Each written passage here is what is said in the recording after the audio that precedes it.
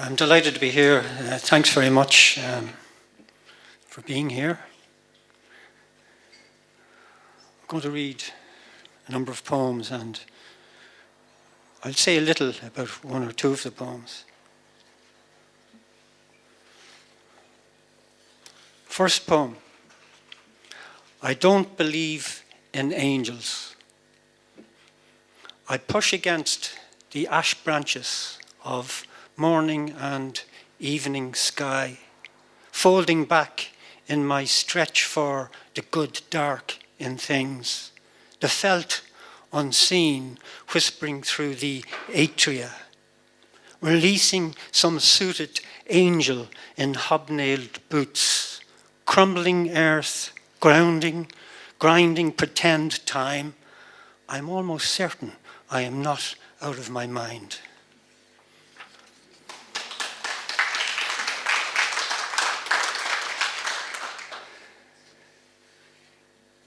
This next poem features 1916, and it's an unusual angle. I'm looking at animals. My grandfather, apparently De Valera, asked him why he wasn't fighting, and he said, "Someone has to feed the horses." Out feeding horses. So it begins, Easter Monday, April the 24th, 1916. Park keeper James Kearney feeds the ducks in St. Stephen's Green.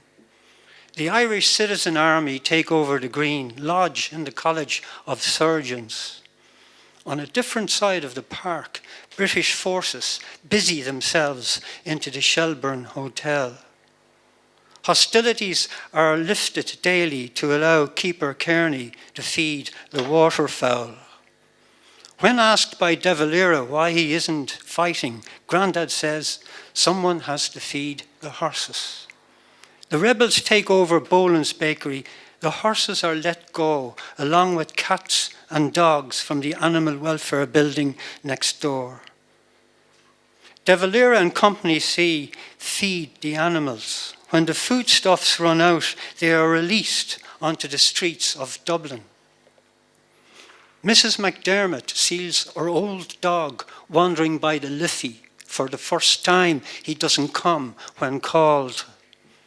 Mallards zigzag and upend their way through the six-day rising, only a little perturbed by the gunfire.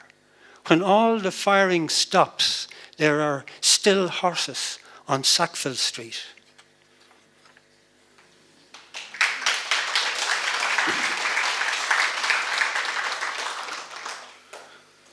The title of the next poem, I suppose, we steal things from others really rather than borrow. Khalil Gibran, let the winds of the heavens dance between you and let there be spaces in your togetherness. So that's Khalil Gibran.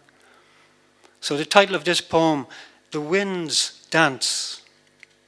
At night, I lie on my left side, facing north. I guess that means I'm delivered feet first each morning to the east, as are you, as the earth continues its turn and tilt. Suppose for a moment we become what's in the direction of our gaze. I face the Arctic, you the Antarctic. I am a sea of ice surrounded by land, you a frozen continent surrounded by salt water. Some say we complement each other. Another has suggested there be spaces in our togetherness. 20,000 kilometers. We have the whole earth between us.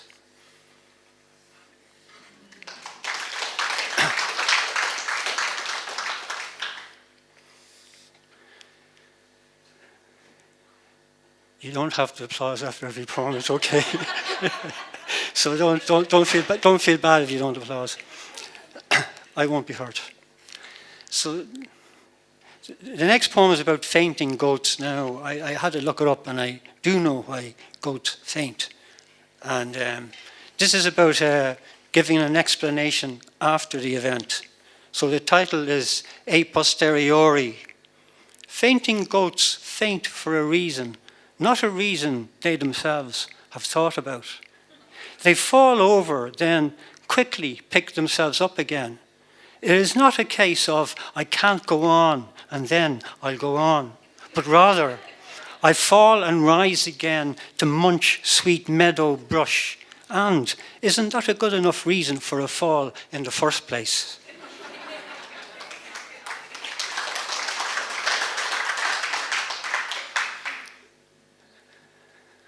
This next poem took a degree of bravery, and the title of it is Soul, S-O-U-L. And I'm so brave that I don't mention the word anywhere else in the poem. Soul, that which is silent, often in enforced absence, need not be silenced. Szymborska, Simic are not afraid to mention it. Why should I? Joyce said to Nora, no one stands as near to it as you. That's something. It may be absent a good deal of one's life, but turn up now and then, mostly exhausted from wide wanderings over fire, air, earth, water. Baffling, impossible to express, even in stillness. Present in seeing, itself never fully seen. Leaf blown from a tree, shy, non-invasive, landing like air on soft grass in a whispering.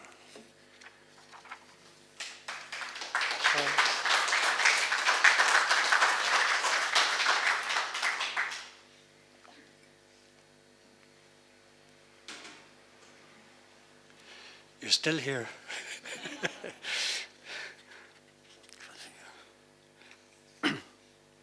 Nunavut is a place in the north of Canada. Some of you, I'm sure, are aware of it. So it's a big territory, and it's in the Arctic, so it's very cold.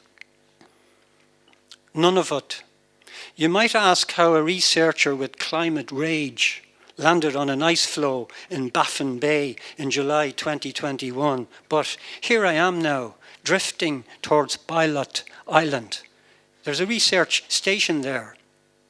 I was examining a ringed seal air hole in the ice when this chunk broke off, more or less oval-shaped, 100 meters long, 60 meters wide.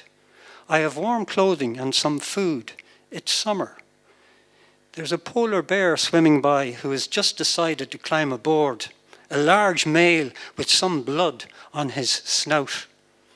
Much to my relief, he stays his end of the flow. I do not move, and wait, and wait. And after 2 hours, he re-enters the water and swims away in the direction of Greenland.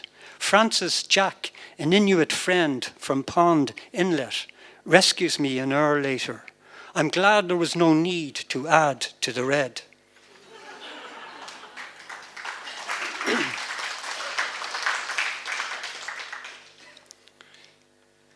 The title of the next poem is Operating Room, and it's nothing to do with hospital. It's room to maneuver in your own mind, or a community of minds as well, I suppose. Operating room. I think it was Francis MacNutt's healing before or after he left the priesthood, which nudged my mind from an either-or cell through an open door to a both-and world, or at least its possibility, as sometimes the choice is between two things, as in wanted, dead or alive. But let's assume none are being hunted. I've seen Charles Simic offer a choice at the end of a work, say between someone talking or singing, or in another work, the choice between lingering over drinks or heading home. And long before that, John Fowles in The French Lieutenant's Woman provides two different endings. That was 1969, when many wondered would the Beatles break up or not. And long memory keeps putting them back together again, two gone, not half the group they used to be. And the shadow cast comes from more than one thing. Thank you, Mary Oliver. In the other direction, there's only one thing which can back one into a corner. A modern-day Isaiah has given his anti-monist take on the pursuit of the ideal, while Paul Simon proposes 50 ways to leave a lover. And finally, the song and dance man's call is either this or that, or neither of these at all.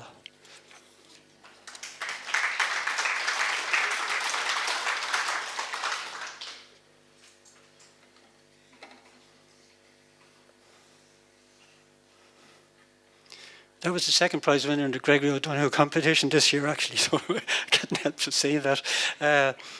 Next one, A Tiny Spider. I've just finished reading Heart Transplant by Miroslav Holub. A tiny spider takes in the next Czech poem slantways, from the last line toward the first.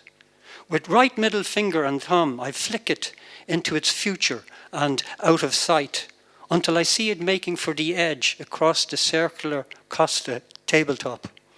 Switching from killer mode to St. Francis mode, I lay 2 croissant crumbs on the table, which it bypasses.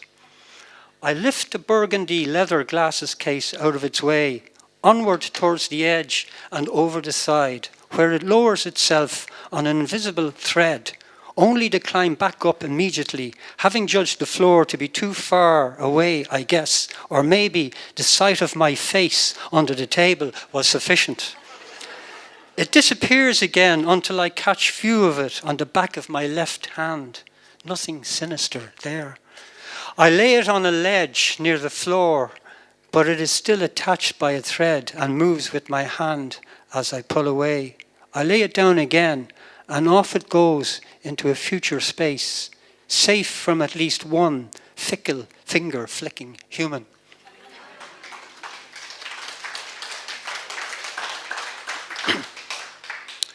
The next poem is a short history of the weeks, and we begin on Sunday. So it's 3 couplets and a tercet and then 3 couplets. A short history of the week. Although much more than light, I make light from the lightest. There's a moon ribbon in my hair as I mount a Mustang mare. I did not choose Tyre's way with words, nor a war with Mars.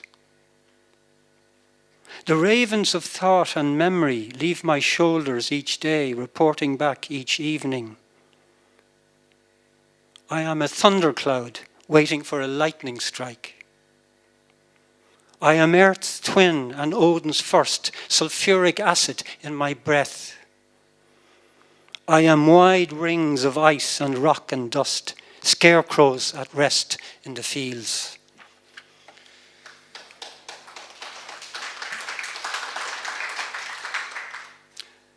This is my final poem, and I suppose it's a bit like a psalm. It's kind of a blessing, and I know they say show and don't tell.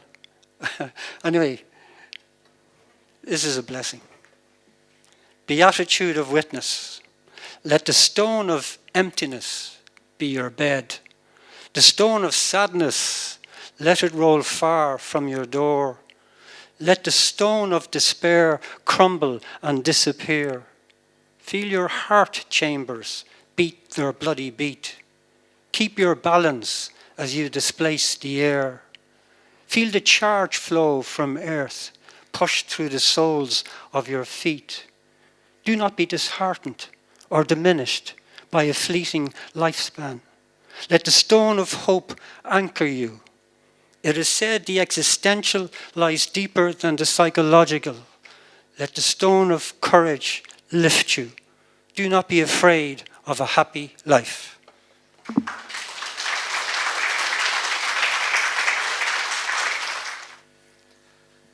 Moonshine. The winter of water goes on, as house by house the streets sink into streams. Pedestrians transform into canoeists, chancing their arm, a paddle in the night. I tire of driving through the darkness, strain to make out the way ahead, between the wash of wiper blades, the splash of rain.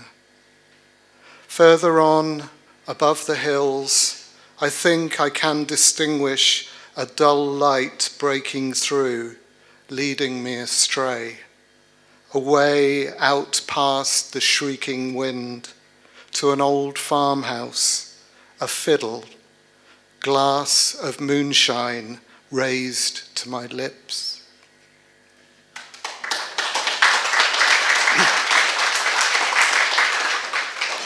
So there's two questions I often get asked as I've focused more recently on poetry. One is, how much do you make?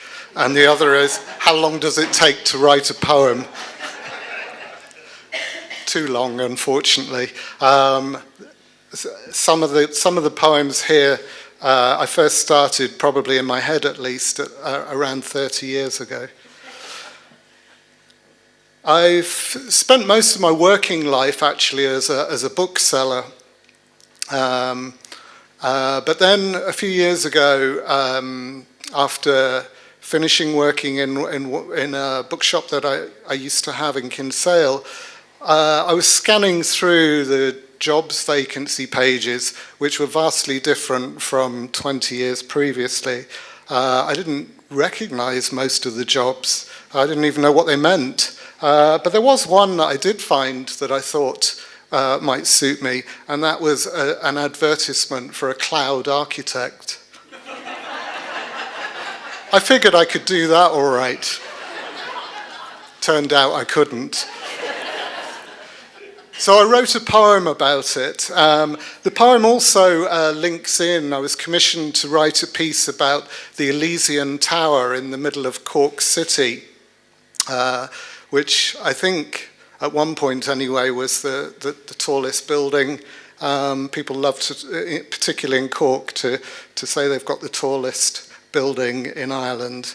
And I think part of the commission was to look at the idea of it being a folly, really, because at the time the tower had just been built during the Celtic Tiger era, and then it had been finished and no one had moved in, and it was completely empty for years, or several years at least.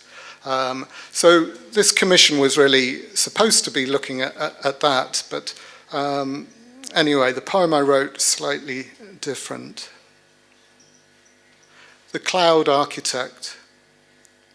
Instead of working, I draw pictures, mountain vistas or views from high windows, overseeing the bottleneck below. I sketch a monk adorned in saffron robes. He contemplates the sunlight on St. Luke's, and the steel grey rain comes thundering in like a train. Moment to moment the days pass. The pine door isn't aware of spring. The dormers weather the storm, and cumulus radiatus crosses from sky to sky, each one on the point of breakdown. When night falls, I slowly disappear. Clouds dissolve in the dark, and a small orange sun flickers, then fades away. Twilight consumes the tower that was there. All that is solid melts into air.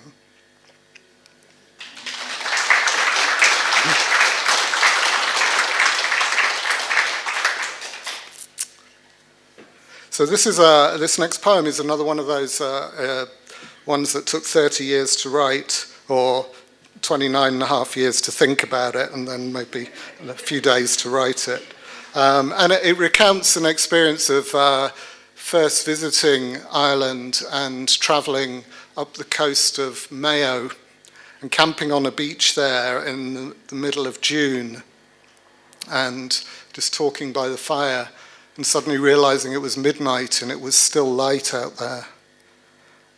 And it also links in by title with a painting by Rembrandt of the Night Watch, which is in the Rijksmuseum in Amsterdam. A wonderful painting and a real study of light and a multi-layered varnish on it, which is well worth looking at. So yeah, those two things sort of combine in this piece. Night Watch. That night, the disappearing Mayo light lingered long, fooled us into thinking we were younger, still setting out in the slow sunset of our youth.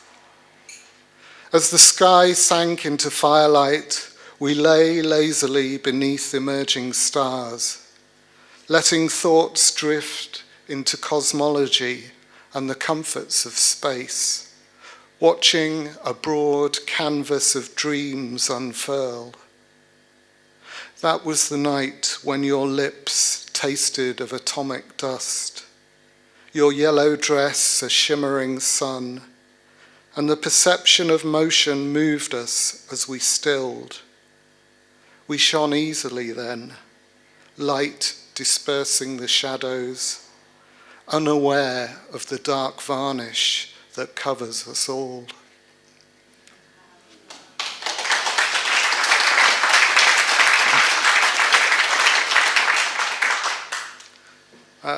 This next poem, I stole the title from Bob Dylan, or maybe he stole it from me, I can't remember. But anyway, it's about a first meeting with someone who becomes important in your life, and how in many ways that first meeting gets mythologized the longer it goes on, and your memories start to remember different things.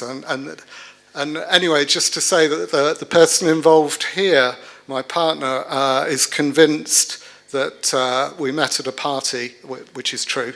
My partner is convinced that at the party I fell into a duck pond, and she thought I was a complete idiot. Now, that last bit may well be true as well, but I didn't fall into the duck pond. I actually waded into the duck pond by choice.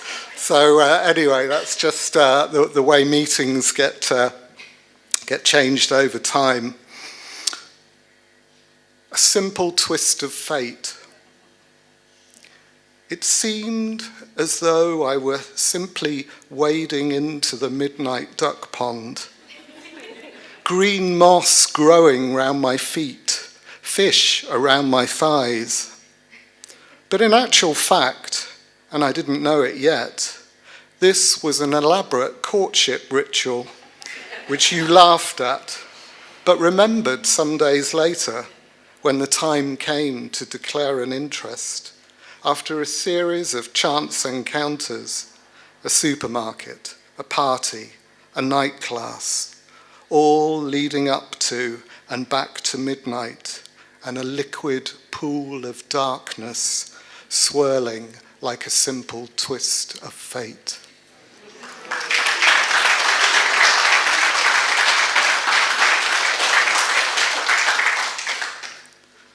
Okay, so on that same score, this is another sort of poem that's taken a long time to get into the book.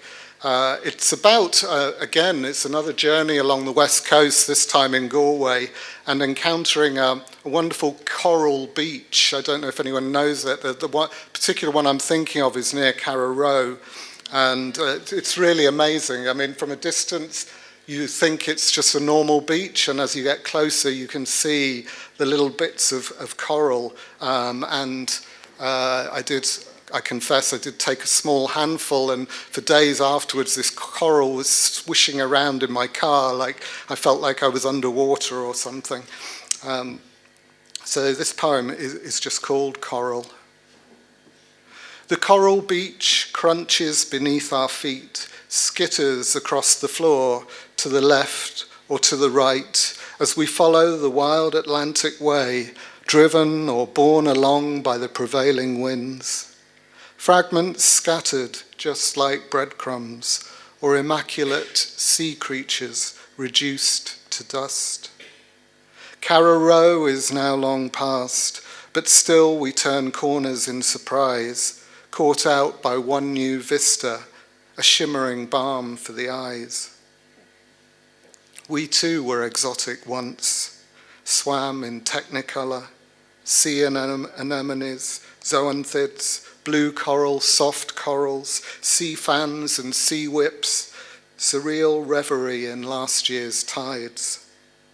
Now we are ground down, debris in the ashtray, on the carpet or the car seat. Soon all coral will fade away, a reddish stain or slight blush as the afternoon filters into dusk.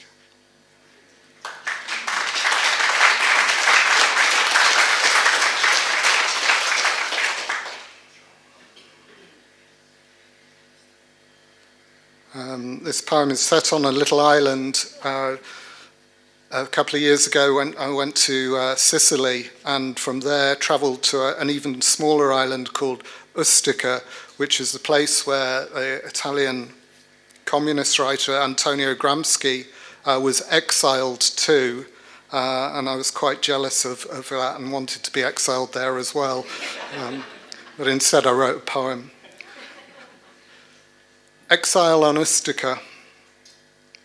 Washed in on sepia tides of filth amongst the cardboard boxes, sofas, and a dog's head mask, you cross the lapis lazuli ocean, trip into port, and make yourself at home on the roof terrace.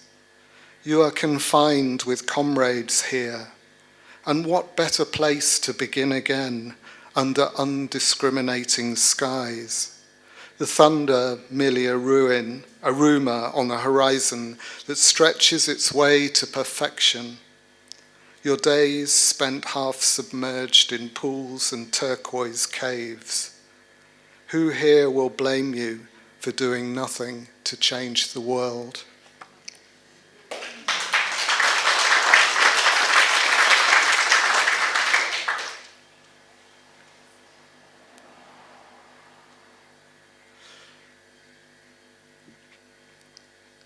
This poem, my daughter and I, often when we're out driving, we're particularly interested in deserted houses, those kind of places where people have clearly left for another country, you know, the emigration, and there's still so many of them around, and even in, or just outside Kinsale, there's a good few that I know of, and sometimes the doors have fallen in, and you might wander in, and there's one in particular I'm thinking of where there was a diary open on the date, some date in 1989, and the post still there from the same time, a tennis racket on the table.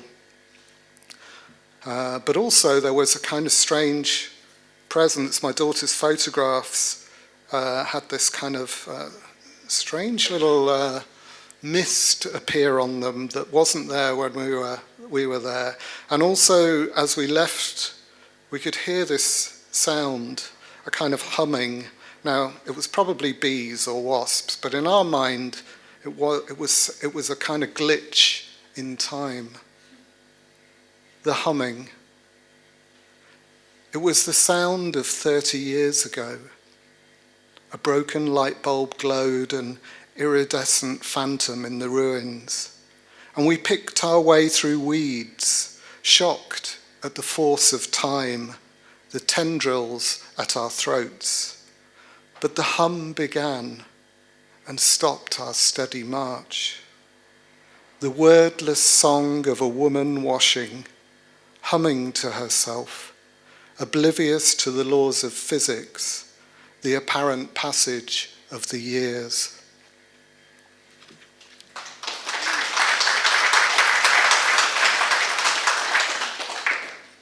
Okay, this is what they call a 3-poem warning. 3 more poems, if that's okay. I had great good fortune a few years ago to spend a month in Nanjing in China as a writer in residence there. Literally just before COVID, there was a rumour going around that I actually brought it back, but I didn't. But one of the great things about travel is that you enter into this slightly manic, particularly in China, slightly exotic, slightly different world from the one you live in.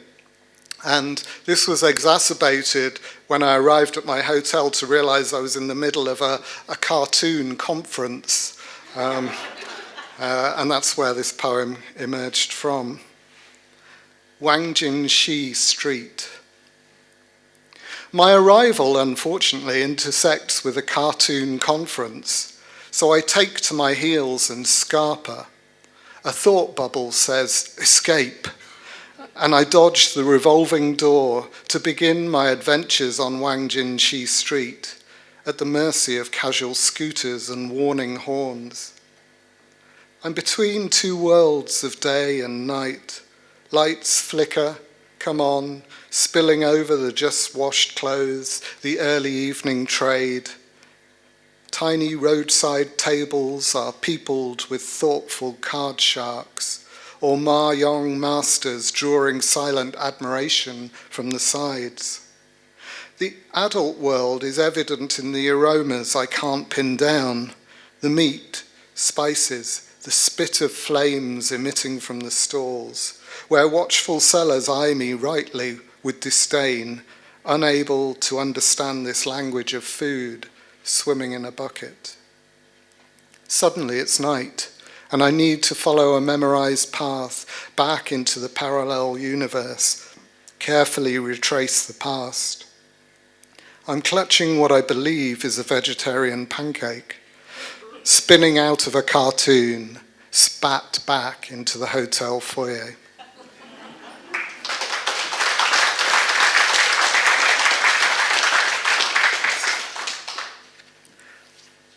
I do a little bit of teaching on the creative writing MA in UCC, and after one session where I was teaching students how to write a villanelle, for those of you who don't know, a villanelle is a very particularly formed poem, involves repeated lines in certain points, and I was spent a good time explaining all this. And then I accidentally admitted that I'd never written a villanelle. So, of course, I had to then. They forced me.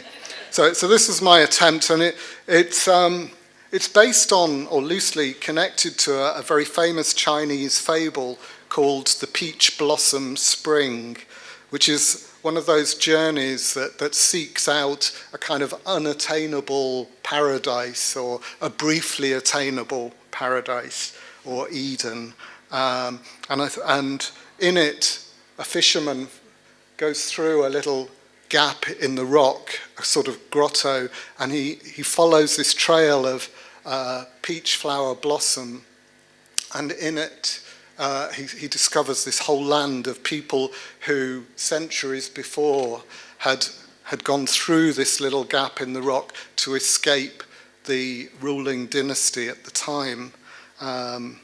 The fisherman spends some time there and then goes home, leaving a trail behind him, but of course he never finds it again. So that's a roundabout way of saying this poem is called Peach Flowers. Peach flowers scatter a crimson rain. You lay the years on my wooden table. Words and wine may dissipate the pain. Blow the dragon flute, sing of fame. Let life fall where it may, or as it's able. Peach flowers scatter a crimson rain. The ink is blurred by watery stains, but a raft of poems breaks free. Stable words and wine may dissipate the pain of morning dreams and friends' remains. Lost lives blown from grave to cradle. Peach flowers scatter a crimson rain. Li Ho reaches for the moon's membrane, falls from grace and into fable. Words and wine may dissipate the pain. Stay drunken all your life, the rude refrain, designed to tip the most unstable. Peach flowers scatter a crimson rain. Words and wine may dissipate the pain.